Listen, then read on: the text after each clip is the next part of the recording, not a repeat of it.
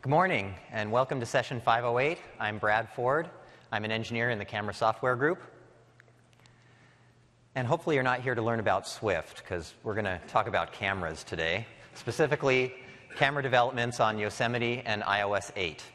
If you want to hear about that, you've come to the right place.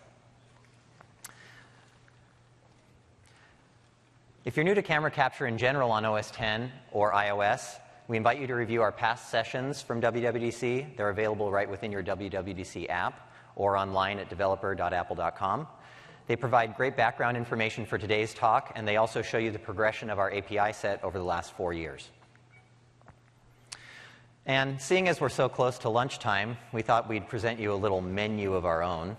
We'll begin with a light appetizer of Yosemite camera developments and iOS updates, followed by our manual camera controls main course, and then we'll finish things off with some tasty bracketed capture for dessert. There is a lot to digest here, so let's get going.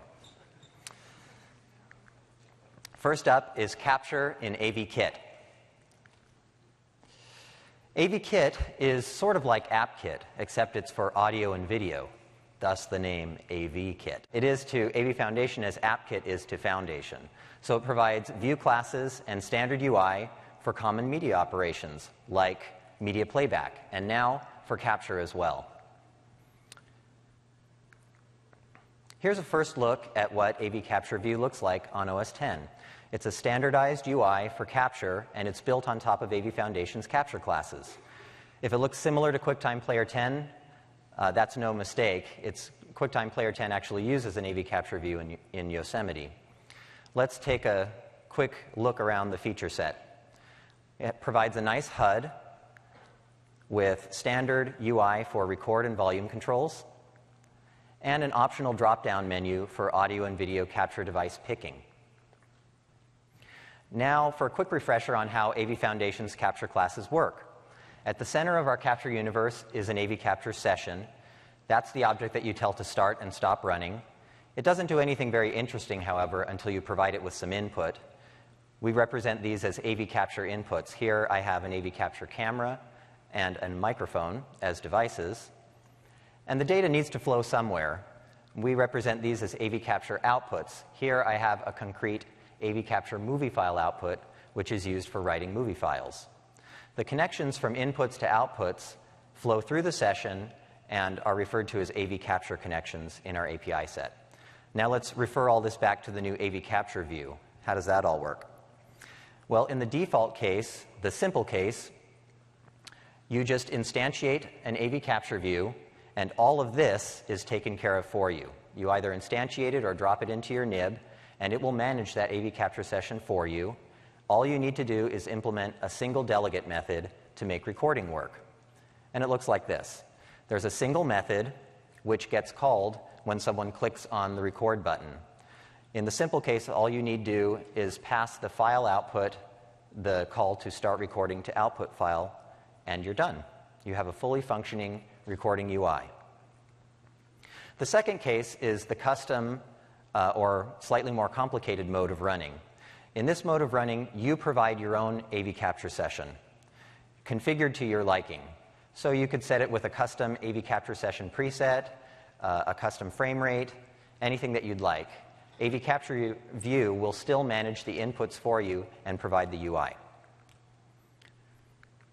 That's it for AV Capture View. Let's move on to a great new feature called iOS Screen Recording on OS X. Try to wrap your brain around that. New in Yosemite, you can plug your iPhone or iOS device into a Mac, and it shows up as a selectable camera. So you can do stuff like this in QuickTime Player.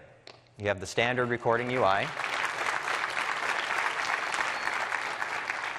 and you can record what's happening on your iOS screen, and then you can publish, for instance, a how-to video, give something to your mom to show her how to do something, or you can do an app preview, which we'll talk about more in a minute.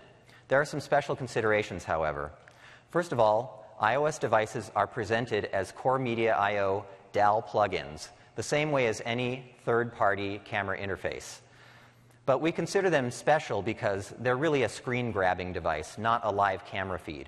So we don't want to confuse shipping apps by having this weird camera show up suddenly and unexpectedly. Therefore, you need to opt in to get this behavior to see iOS devices as AV capture devices in your app. And this is how you do it. There's a single property call that you make on the Core Media I/O system object, telling it to allow screen capture devices. Once you've opted in, if you iterate through the list of AV capture devices, you'll find your iOS devices there. And as you plug them in or unplug them, they'll come and go. There is, in fact, a whole session devoted to this topic, and it's tomorrow at 3:15 in Russian Hill. Also, if you'd like to learn more specifically about how the DAL part works, we invite you to come and visit us in the labs. All right, that's it for Yosemite. Let's move on to our iOS 8 capture enhancements. First up, machine-readable codes, aka barcodes. Last year, we introduced support for barcode detection during real-time video capture, and we support a long list of barcodes, as you can see here. In iOS 8, we're supporting 3 new symbology types: data matrix, interleave 205, and ITF14. Next up, we're continuing with our efforts to provide greater transparency to users. If you'll recall, in iOS 7 for the first time, these dialogues showed up. The first time your app tries to use the microphone, you get the microphone dialog. And in some regions, the first time your app attempts to use the camera, it would show the second dialog. We only showed that dialog in regions where it was required by law. In iOS 8, however, we're requiring user consent to use the camera or mic in all regions. Couple reasons for that. It's a good thing for you as developers because you get a more consistent behavior across all regions. It's easier to debug your code. And for us, it's great because we have a more consistent platform experience and people feel like their privacy is being respected. You can refer back to last year's session 610 for coding examples of how to deal with these dialogues. All right. I hope you enjoyed the appetizer because it's time for the main course. We've done this for 4 years now, I think. AV Foundation came out 4 years ago. And so for 4 years, you've been coming to the labs, you've been talking to us, filing enhancement requests, filing bug reports, and we read all of them. There have been some really interesting enhancement requests.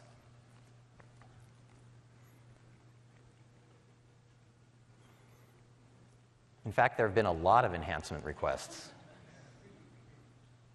No, like a lot of enhancement requests. And it turns out a lot of you want the same things. And we listen. We read all of those bug reports, and so we know what the majority of you want. Your top 2 feature requests were direct access to the H.264 video encoder during real-time capture and manual camera controls. Good news, you're getting both of them in iOS 8.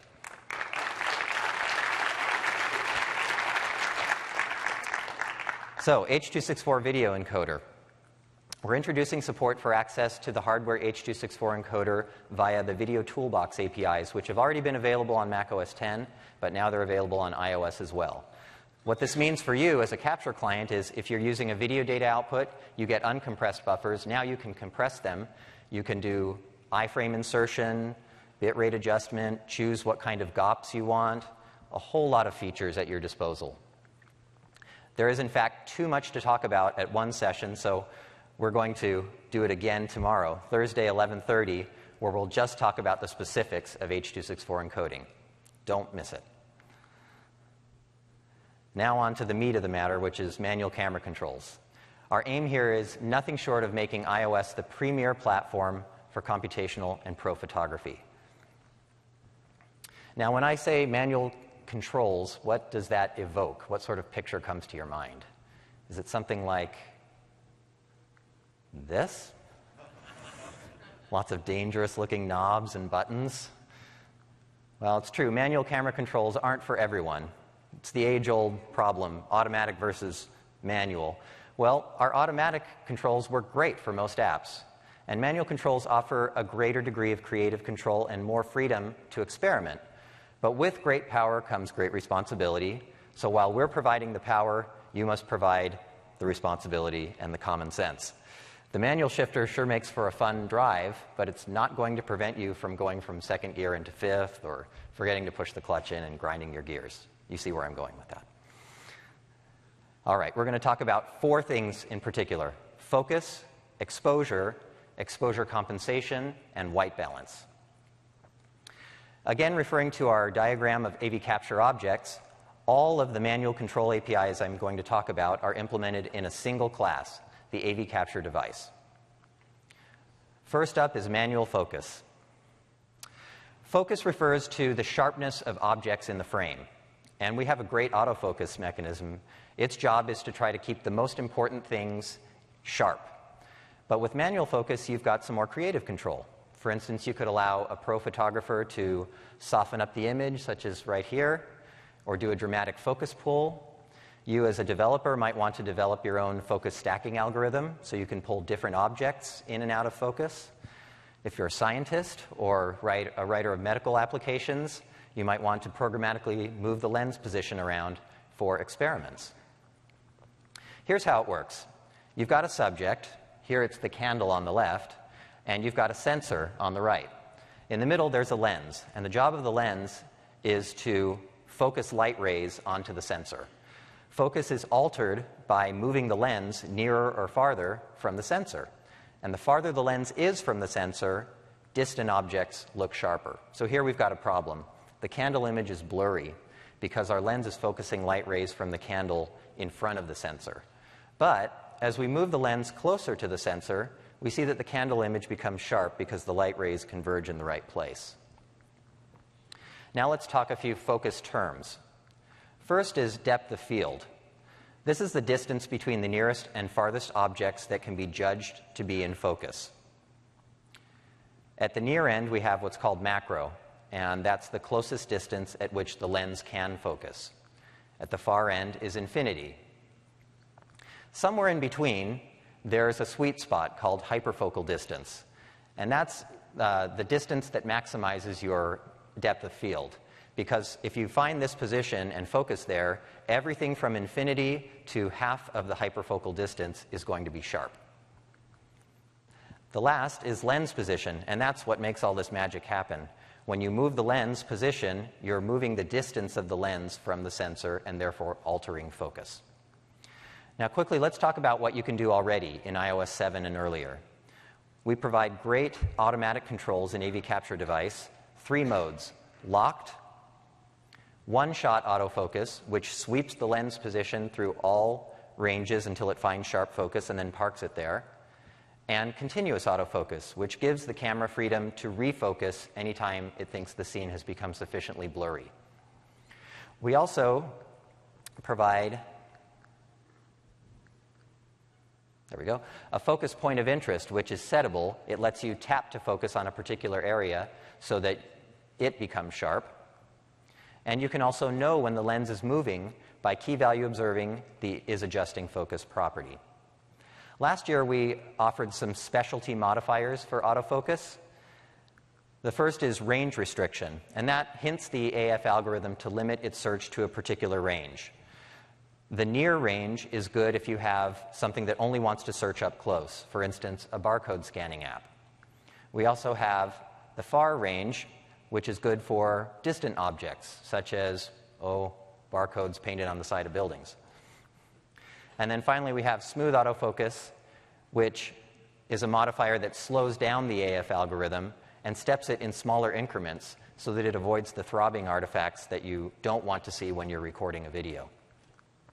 Now, new in iOS 8, we allow full manual control of the lens position when you're locking focus, and we allow you to key value observe the exact lens position at any time, in any focus mode.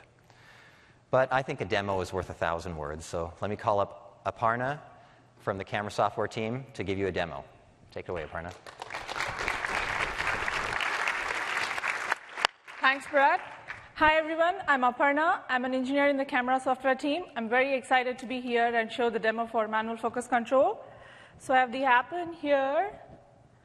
And there are 2 modes, auto and lock. The auto is same as today, but I have the lens position slider here, whose values are updated based on the KVO values for the lens position property during the autofocus.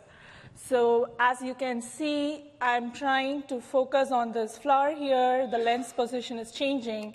Now, if I want to focus at Brad here, I have to move my phone and bring Brad in focus. Now, let me switch to the new locked mode. Here, I have full control on the lens position, so I can move my slider and bring my target of interest in focus.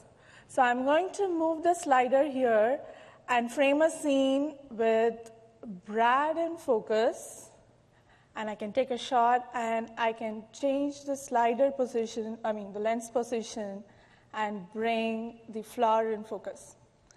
So that's manual focus control in iOS 8. Thank you.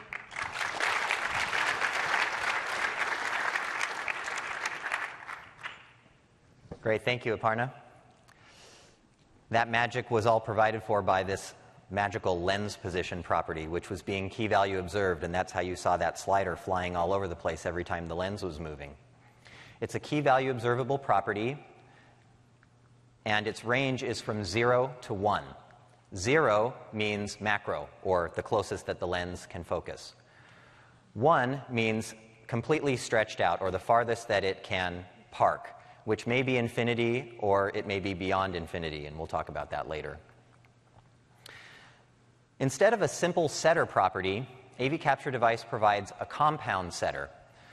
Set focus mode locked with lens position completion handler. That's a mouthful, but it does 3 important things. It locks focus at an explicit lens position, and it calls you back when the command has completed. And it does so with a timestamp. And that sync time is the presentation time of the first video frame which reflects your change. This is far superior to the adjusting focus key value observation because you know exactly which frame you can synchronize this with. Now, the sync time is on the timeline or clock of the AV Capture device. That's important because if you're going to synchronize it with things coming out of an output, you will need to sync the time to a different clock. AV Capture video data output buffers are going to be on the AV Capture session's master clock's timeline. The way you would do it is by using CM-Sync services. Here I've taken the time provided and the master clock from the session, and I call CM-Sync convert time to go from the device clock to the master clock. And now I have my synchronization point for output buffers. Next, there's a special lens position parameter that you can pass to that setter called current. And what that does is say, I want you to set the lens position to exactly where it is right now, and then tell me when you're done. So it will lock it in the position where it is, but it does so without avoiding race conditions. Imagine if you tried to get the lens position and then set it. Well, if the lens is moving at the time, you may have actually set it to the wrong point because it will now jump back to an undesired position. So the following 2 are equivalent. If you set it with the new flavor using the current property and no completion handler, it's the same as calling the old focus mode locked. Now, why did we choose to go with unitless values, scalar values from 0 to 1, rather than a distance in meters, for instance? The reason lies in our implementation of focus on iOS devices. The lens is physically moved with a spring and a magnet. That means that there is some hysteresis involved when it moves, or bounce. And that bounce prevents precise, repeatable positioning at a particular distance. And also, that means that gravity will affect spring stretch. So a lens position of 0.5 will be different if you're pointing it straight out versus up versus down. Also, the lens position distance may vary from device to device or over time as the spring stretches out more. For all these reasons, we chose to go with a scalar value instead of an absolute distance. And I'd like to caution you to not try to correlate lens position with a particular distance because, as I said, it changes depending on gravity and other factors. Next up is how to help users achieve sharp focus. One inherent problem with having a small device is it has a small screen. And AV Capture Video Preview Layer is not at the resolution of the buffers that you're getting from the camera, usually. It's at screen resolution, meaning that it's scaled down. So how can you help people know if they're in good focus? A couple possible techniques. You could zoom the using AV capture device, you could zoom the video preview layer up so that people can see larger pixels and make a better decision. Or if you're using a video data output, you're getting the buffers, so you could compute your own focus score and then highlight the areas that are sharp. That's sometimes called focus peaking. That's it for our first third of manual controls. Now on to manual exposure. Exposure refers to the brightness of an image, which means how much light hits the sensor and for how long. Our auto exposure tries really hard to keep the scene well lit. That's its job. With manual exposure, again, you've got some more freedom. You can go for a more stylized look, like here. You could go, for instance, from something unrealistically bright to something kind of ghostly dark, or somewhere in between. You could get some motion blur. You could provide some grain. Manual exposure also allows you to devise your own alternate auto exposure algorithm to Apple's, if you prefer. Now, when talking about exposure, you have to draw a triangle. That's the way we do things. There are three components to exposure, and they are shutter speed, ISO, and lens aperture. First up, shutter speed. Shutter speed is the length of the time that the shutter is open to let light in. In a conventional camera, there's a physical shutter which opens, and for all the time that it's open, it's letting light into that dark room, and then when it closes, that's all the light you get. So looking at the picture on the left, you see a short exposure. It lets in less light because it's open for less time, but the image is crisp. The motion is crisp compared to the image on the left, which lets in more light, so it has it can be brighter, but it also lets in more motion blur because it's open for longer. Long exposures are great for photographing stationary scenes in low light, but they're not so good when shooting things that move around a lot, like, say, my kids. Shutter speed is measured in seconds. The second one is ISO, and that's a borrowed term from film photography, if you've ever done that. It refers to the sensitivity of the chemicals in the film to light. So a higher ISO film is more sensitive to light than a low ISO film. And as you can see from the higher ISO image, a higher ISO number means it's going to be brighter, it's more sensitive. But it does that at the cost of introducing some noise or grain into the photo. So as you can see in the cloth flower on the right, there is definitely more grain to the image, more noise compared to the one on the left. The third component of the exposure triangle is lens aperture. It's the size of the lens opening, meaning how much can it physically open to let more light in. On iOS cameras, the lens aperture is fixed on all products that we have shipped. So that means practically on iOS, the only two things that we have to play with are shutter speed and ISO. Now, what do we support currently in iOS 7 and earlier? We have two exposure modes that we support, the locked mode or the continuous mode. And continuous, as you might expect, just continuously adjusts the scene to get it well lit. There's also an exposure point of interest settable property that you can use to tap to expose. If you've got a complicated scene with various objects that are light and dark, you can tell it which thing you want to expose on. And finally, you can know when exposure is being adjusted through this key value observable property. Now, new in iOS 8, we're introducing support for fully manual exposure, or what we call in the API custom exposure. In custom mode, you can get, set, and key value observe ISO and shutter speed. Now, we refer to shutter speed as exposure duration in the API set, since our cameras don't have a physical shutter. I'll use those two terms interchangeably from here on out. I feel a demo coming on. Let's have Matt Calhoun come up and show us how manual exposure works in AVCam. Matt?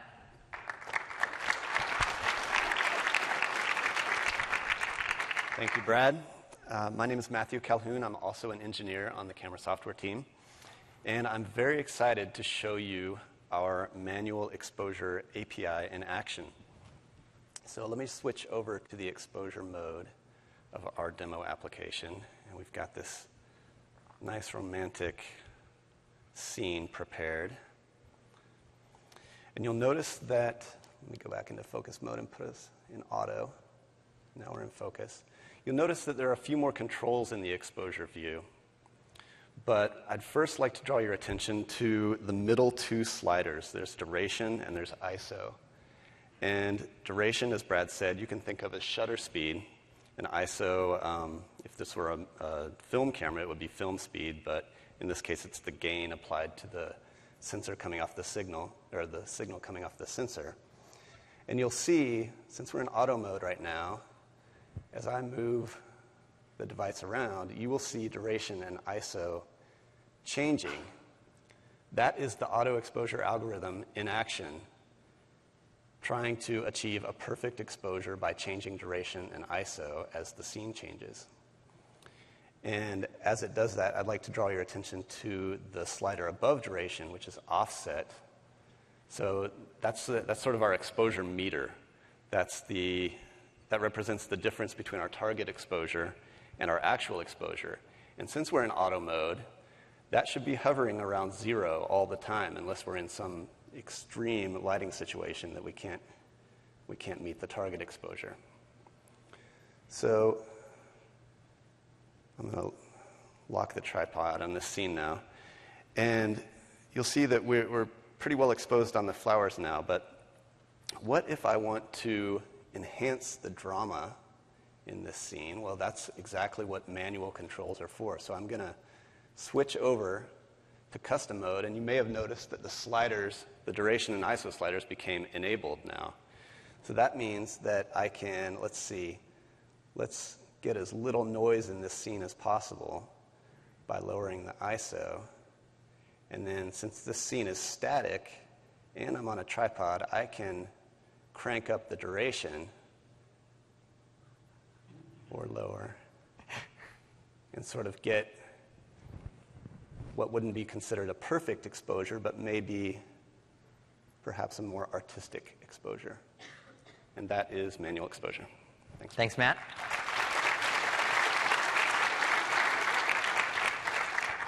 Great demo. So let's talk about how continuous auto exposure works.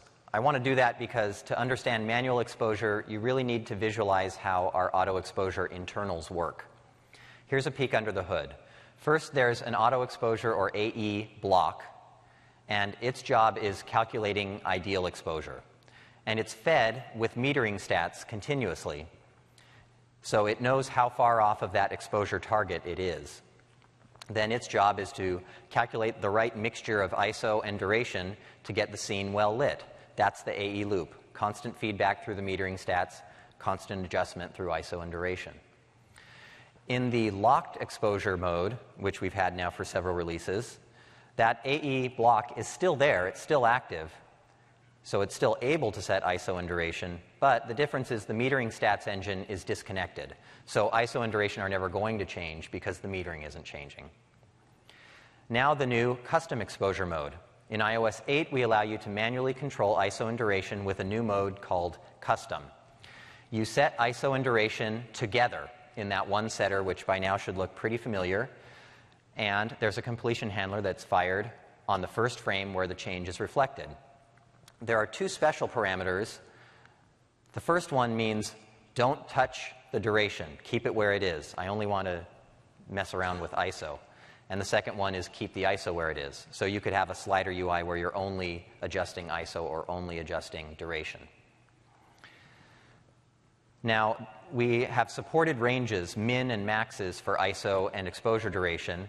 Those vary according to the device format. So take note, they're implemented in the AV Capture device format, not in the AV Capture device. Min and max ISO and min and max exposure duration tell you the limits that you can use to set these two properties. And do use them, otherwise we'll throw an exception if you try to set an out-of-range value. Also, as you might expect, we have three observable properties for the three elements in the exposure triangle: ISO, exposure duration, and lens aperture. Lens aperture, I'll remind you, you can key value observe it all day long. It's never going to change. Now, how does custom exposure mode work? Well, again, we have that auto exposure block. It's still there. The metering stats are connected, so it's being fed real-time stats about how far off it is from ideal exposure, so it can still compute a target offset, which you can use as a meter. The difference is ISO and duration are cut off, and that's where you come in. You get to set them directly using these APIs, but you can still use the target offset to know how you're doing. All right, now let's talk about a close cousin of manual exposure, which is exposure compensation.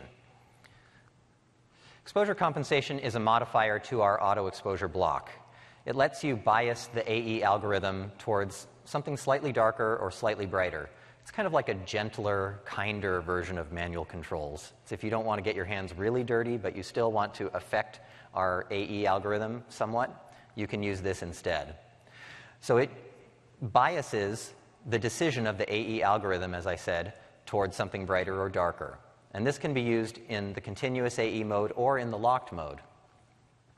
The way it's expressed is in f-stops. If you've used a DSLR, you'll be familiar with this. An f-stop, or exposure value, is double the brightness if you're going in the positive direction, and it's half the brightness if you're going in the negative direction. I know y'all are going to have a conniption fit if you don't get another demo right now. So take it away, Matt.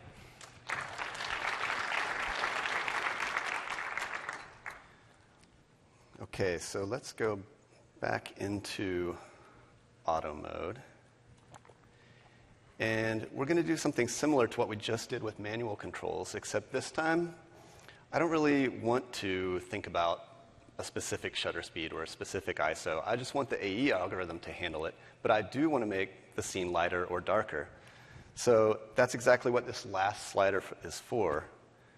I simply move it to the left to lower the exposure target, or move it to the right to increase it, and that exposure target is locked in at a higher value now. So you'll see as I move the device around, let me lower it a little bit, you should see exposure and duration still updating in response to scene changes, but they are being updated to meet a lower exposure target. So I also would like to show you how this works in locked mode. It's very similar, except that in locked mode, we only respond to changes in the bias. So duration and ISO will get updated if I change the exposure target. But once I stop changing that target, if I move the device around and point at different scenes, duration and ISO will not change. That is exposure compensation. Cool. Thank you, Matt.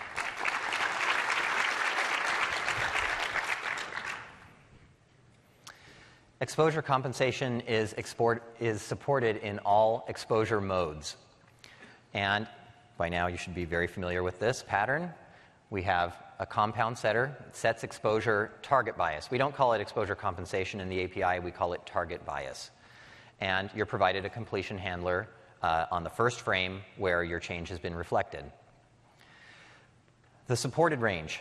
Min and max exposure target bias are constant right now on all devices. The min is -8 and the max is +8. But that may change in the future, so we do encourage you to use these min and max target bias values before setting. We will throw an exception if you use an out-of-range value. There are some key value observable getters. Exposure target bias is, again, what we're calling exposure compensation. That will never change unless you change it. So exposure target bias is 0 unless you set it to something else. The exposure target offset, as Matt just showed you, is the thing that hovers around 0 usually if you're in a well-mannered environment. It's able to do a good enough job to get the scene well lit. And when it's well lit, target offset is at 0. When you're at some extreme condition, target offset might move around. You can use it as a meter. Now, let's talk about how exposure compensation works with our familiar diagram now. In continuous auto exposure mode, we have, again, the metering stats providing real-time information to the block, and it's setting ISO and duration. Now, you can bias that decision of the AE block by setting a new target bias. The AE block uses those metered stats plus your bias to set ISO and duration to a new target offset. Now, that offset is influenced by your bias. So if you set a bias of +1, then the target offset will hit 0 when the +1 target has been reached. Now let's look at the locked exposure mode. This is pretty cool that even though it's locked, you can still kind of influence the exposure. The metering stats are disconnected, so normally ISO and duration will not change at all. It's locked. But you can still set bias, and when you do that, it will now need to fluctuate ISO and duration to meet that bias, and it will report all of that in the target offset. If you'd like to see a great use of exposure compensation, look no further than Apple's own camera app in iOS 8. You might have noticed by now that if you tap, when you tap to expose, you're presented with a new UI. It's sort of a brightness UI with a little sun in it. And that shows you that you can swipe up or down to bias exposure up or down. So it's influencing the AE algorithm to pick something a little bit brighter or a little bit darker. Try it out. It's really pretty cool. All right, 2 down, 1 to go. Let's talk about manual white balance. White balance is all about making the color in your photos look realistic. Sounds simple enough, right? But it's not. Different light sources have different color temperatures. For instance, daylight casts kind of a bluish tint, whereas an incandescent light would give you something warmer, like a yellowish tint. Now, our brain is really good at adjusting to these color tints, but cameras can't do that. So under a blue light source, your camera needs to compensate for that by boosting up the opposite colors, to boost up the red to compensate. All right, this is the nerdiest slide you'll see here today. This is a CIE 1931 chromaticity diagram. You don't need to know that. But it shows us all the colors visible to a human being, from pure blue to bright green on top to bright red. And any point on the diagram can be plotted with a little x and y value, as shown here by these axes. Take into account here that this is 2D color we're talking about, so brightness is orthogonal. We're just talking about color. So on the x-axis and on the y-axis, from 0 to 1, you can plot any point on that color diagram. And as you can see, there are going to be some crazy values that are outside the range of human visibility, and therefore they can't be faithfully represented or reproduced by a camera. Also note that there's a narrower range there that's represented by a tight little curve. And that curve there is called the Planckian locus. You also don't need to know that, but every time you say Planckian locus, an angel gets its wings. This little curve here expresses the color temperatures in degrees Kelvin, with higher numbers on the blue side, that's hotter, and lower numbers on the red side, in degrees Kelvin again. And these are useful for typical lighting situations. In typical lighting situations, the light will go right along this nice curve. Sometimes, though, you have mixed lighting conditions, and it's not quite as cut and dried as just moving along that curve. Sometimes you need to shift a little bit to deviate from that nice curve because there's a little bit of a green shift or a magenta shift. And that's what those little tick marks are up there. So the Planckian locus is talking about temperature, and the little hash marks off of it are tint. That's adjusting for red or magenta or green shift. Now, what possible uses might you have for manual white balance? Well, our auto white balance does a pretty good job. It's trying to guess what your lighting source is and compensate for casts that might be coming off of that lighting source. But it's not perfect. It might make mistakes. If you have manual white balance, you can do a manual temperature and tint UI. You could come up with some presets for standard lighting conditions and give the power back to the user. You could use a gray card to assist in doing a neutral white balance. Or you just might want to do some crazy color cast and have little green men in your pictures. iOS devices compensate for color casts by boosting the opposite color gain. So for instance, if a scene has too much blue, it's over on the left side, then the red gain must be boosted up a lot and the green a little to compensate. These gain values are calibrated for our devices. So they are said to be device-dependent gain values rather than device-independent values such as are represented on this diagram. Okay, what do we already support? Similar to exposure, we have a locked mode and a continuous white balance mode, which continuously tries to adjust for the lighting source conditions. And we let you know when the white balance is being adjusted. New in iOS 8, we give you full manual control of the device RGB gains. This isn't, just a baby sort of temp and tint UI. This is full control. You can key value observe those device RGB gains. And we also have support for white balance using a gray card. We'll get into that more later. And we provide conversion routines to get you from chromaticity values, X and Y values, to our gains, or from temperature tint along that Planckian locus. Another angel just got its wings. All right, I think it's time for a demo of this. Let's bring up both Matt and Aparna to give us a demo of manual white balance. Take it away, guys.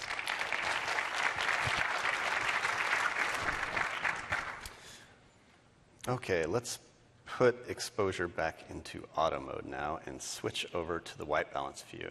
And I'd like to show you just a few of the things that are possible with the manual white balance API. So, got a common theme here. We've got a mode switch at the top and then a couple of sliders and then a button that I'll talk about in just a moment. The sliders are for temperature and tint. And as Brad explained, one goes between yellow cast and blue cast, and one goes between green and purple, or magenta. And since we're in auto mode, and we have somewhat of a mixed lighting situation here in Moscone, you can see the auto white balance algorithm subtly changing these values as I move the device around. But what's more fun is to go into the locked mode so that we can change them ourselves.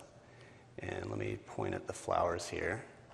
So in manual mode, you can really see that we can go between a yellowish cast, a bluish cast, and with tint, we can go between a magenta cast and a greenish cast.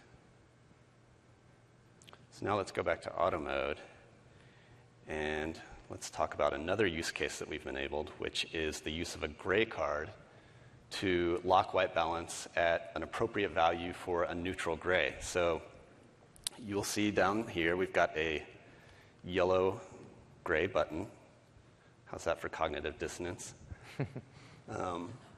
So normally, the auto white balance algorithm does not assume that you are pointing your camera at a gray card. In fact, it really has no way of knowing that. So that's what this gray button is for.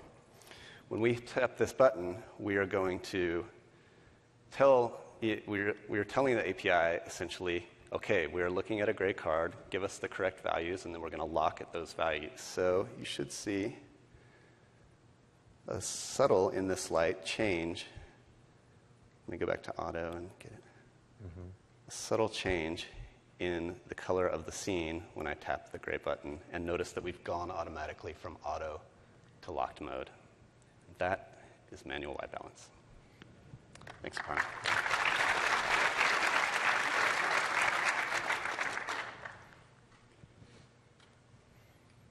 Awesome demos.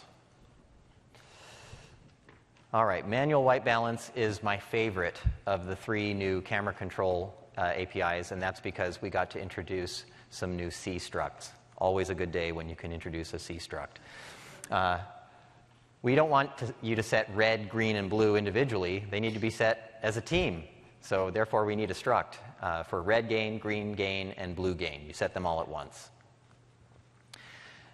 Of course, there's a max that you can set. On all our devices, it's currently 4. That's the max white balance gain you can set. And so the legal range is from 1 to 4. That may change in the future, so do use max white balance gain. Also, as you saw from the UI that Matt and Aparna just showed you, the temp and tint sliders were moving around in auto mode. That's because they were observing the device white balance gains and then converting them into temperature and tint. So these device white balance gains are key value observable and update constantly in the auto mode. So here's what the API set looks like for manual white balance. You set the white balance mode to locked with explicit RGB gain values. Again, these are device-dependent gain values, not device-independent chromaticity values. There's also a current special parameter that you can set if you just want to lock where it is right now. Now, about those conversion routines. Of course, we need structs for them, too. When we're talking about chromaticity values, or the x and y on that chromaticity diagram, they go from a min of 0 to a max of 1. Remember, not all of them will fall within human perceivable color. And then there's also temperature and tint as a struct, which can be set together. Temperature is a floating point value in Kelvin, and tint is an offset for red or magenta from 0 to 150. Positive values go in the green direction, negative in the magenta direction. Now, to convert them, unfortunately, you need to be very verbose, so I need to use 3 lines per function call, but bear with me. The first one is when you have RGB gains from the device and you want to turn those into XY chromaticity values, you call this. There's also, to go in the other direction, you can provide X and Y values and we'll convert them into our device-dependent RGB gain values. Also, you can take our gains and turn them into temperature and tint, and vice versa. Now, note that our conversion routines are more accurate the closer you are to that curve, to the Planckian locus. The farther away you get, the crazier results might get. As I said, some X and Y temperature and tint combinations will yield out-of-range RGB gain values, but we're not going to hide that from you. If you call a conversion method with a crazy X and Y value, we are going to convert it to the corresponding device RGB gain value without clamping it. But that might not be a legal value that you can use when setting the white balance gains on the AV capture device. So, when using these conversion utilities, you must do your own range checking. You must check for out-of-range values, otherwise an exception will be thrown. Now let's talk about the gray card support, or what we call gray world. What is gray world? It is not the land of perpetual depression. It is, think of it as an alternative to our auto white balance algorithm. AWB is very complicated and preferenced. That's because it needs to make guesses all the time about what the lighting sources are. But it can be tricked. If, for instance, you have predominantly red in your scene, like a scene of autumn leaves, it might think that that's your lighting source, when in fact it's just predominantly the color in the scene. It needs to make those assumptions, and sometimes it guesses wrong. Well, you can remove the guesswork by using a gray card. And so the gray world is, think of it as a parallel universe of AWB values that are computed all the time as if you had a gray card in front of the camera. So you can get the regular device RGB gains, or you can get the alternate gray world gains at any time. And what it does is try to make white look neutral white. So if you have a gray card and you have a UI for this, you can really take the guesswork out. It does assume that that neutral subject or gray card fills at least 50% of the center of the frame. Now, how might you do this in a UI? Well, you could prompt the user to put a gray card in front of the camera. Then you could wait for the gains to settle down for a minute and then sample the gray world device white balance gains property and then lock white balance mode with those gray world gains. Now you know you have a neutral white and you've taken all of the guesswork out of AWB. That's it for the manual controls. Let's talk about where all 3 of these are supported. Manual focus. It's supported everywhere. Everywhere where you can focus our camera, you can use the manual controls, all the way back to an iPhone 4S. Manual exposure and manual white balance, no restrictions. You can use them on all iOS devices supported in iOS 8. Also, the talk has generally been geared towards digital photography, still photography, but you can use these manual controls with any AV Capture Session preset or any active format. so they're equally applicable to video recording, barcode scanning. You can set manual controls for any use case. Whew, are you stuffed yet? Is there any room for dessert at all? I hope so, because you're going to want to hear about bracketed capture. Think of this as a twist on the manual controls that we've spent the bulk of the talk on. All of the AV capture device manual controls happen in real time. You set an exposure, it executes your command.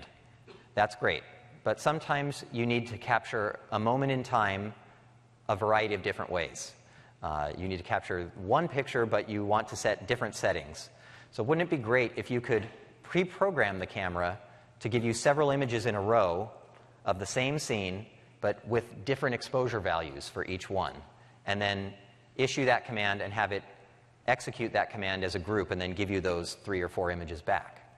That's exactly what bracketed capture is. It's a burst of still images taken with varied settings from picture to picture. Some common examples would be an exposure bracket, 2 different flavors. The first is an auto exposure bracket, where you're differing the bias from image to image, -2, 0, +2. Some reasons for doing that might be if you want to do some highlight recovery, such as an HDR fusion algorithm. You could take an underexposed image, an overexposed image, fuse them together. The other case is manual, where you have full control over shutter speed and ISO, and you set those independently for each image in the bracket. Why might you want to do that? Well, creative exposure effects, different combinations of long and short exposure duration, for instance. And the simplest of all brackets is the bracket where you don't vary anything. It's just a simple burst bracket, and that might be good for a finish line. So, without further ado, let's have a demo of bracketed capture with John. Come on up.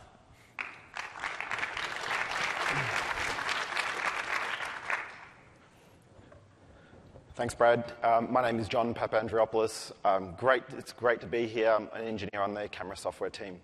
So this is a 2-part demo. The first part, we're going to be looking at exposure compensation and performing a bracketed capture of 3 frames where we have an underexposed frame or image, a well-lit image, and an overexposed image using EV values of -2, 0, and +2. So let's go ahead and take a capture. And what we've done is, as these frames have been captured, we process them in real time and stripe them. So we actually take a strip from the first image and then put that into an output buffer that you see on the screen here. The second one beneath that comes from the second captured frame, in this case a well-lit frame, and then an underexposed frame following that. So now I'm going to go into the fully manual bracketed capture mode that we support, where we have full control over ISO and duration. What we're going to do in this case is we're going to perform a 3-frame bracketed capture where we have control over the duration or shutter speed, and we're going to be setting that for a short shutter speed, a medium shutter speed, and then a fast shutter speed. So, Brad, if you were to walk across there and we capture that, what we can see here is that we have a blurry image at the top of Brad's head. That's where we had a very slow shutter. We have a little bit more crisp for his chin there. And then you can see his torso is quite crisp. And if we look really closely there, you might see that there's a lot of noise there. What we've had to do is adjust the ISO and increase the gain to compensate for the small amount of light that was going in at that fast shutter speed. Thanks very much. Can't wait to see what you do with it.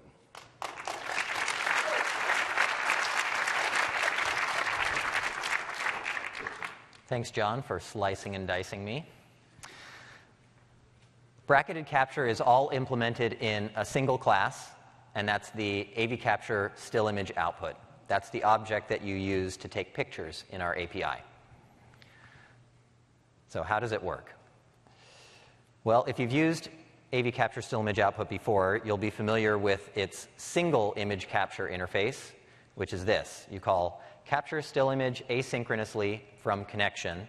That takes a picture. And at some point when it's done, it calls you back with that single image buffer. For bracketed capture, it looks largely the same. The bracketed capture interface is capture still image bracket asynchronously from connection. The only difference is that it has a second parameter, an additional parameter, which is the settings array.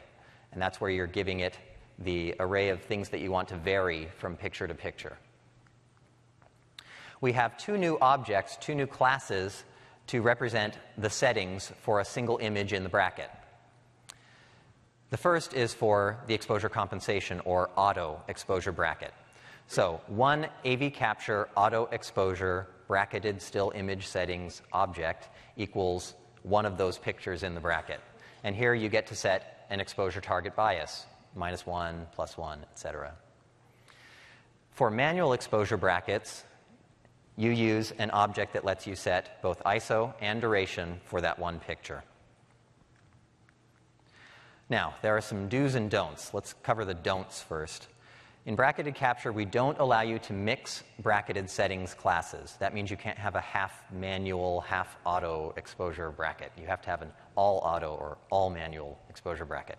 Also, there is a limit to the number of images that you can take in a bracket, and you must not request more than max bracketed capture still image count. That will vary from platform to platform and also depends on resolution and the output format that you are asking for. Now, the do's. Do prepare for the worst case. And the way that you do that is by calling prepare. You're telling the AV capture still image output, at some point in the future, I am going to take a bracket. And you tell it what kind of bracket you're going to take by passing the exact settings that you're going to use. And by telling it beforehand to prepare itself for that bracket, it can do all of the buffer allocations that it needs to up front, so that when you ask for the bracket, there will be no shutter lag. It will happen very quickly. You should always assume that the sample buffers are coming from a shared memory pool. In other words, don't ask for one bracketed capture and then hold on to those buffers and then ask for a second one, because the second one is going to fail. You must CF release the buffers given from the first bracket before asking for a second bracket.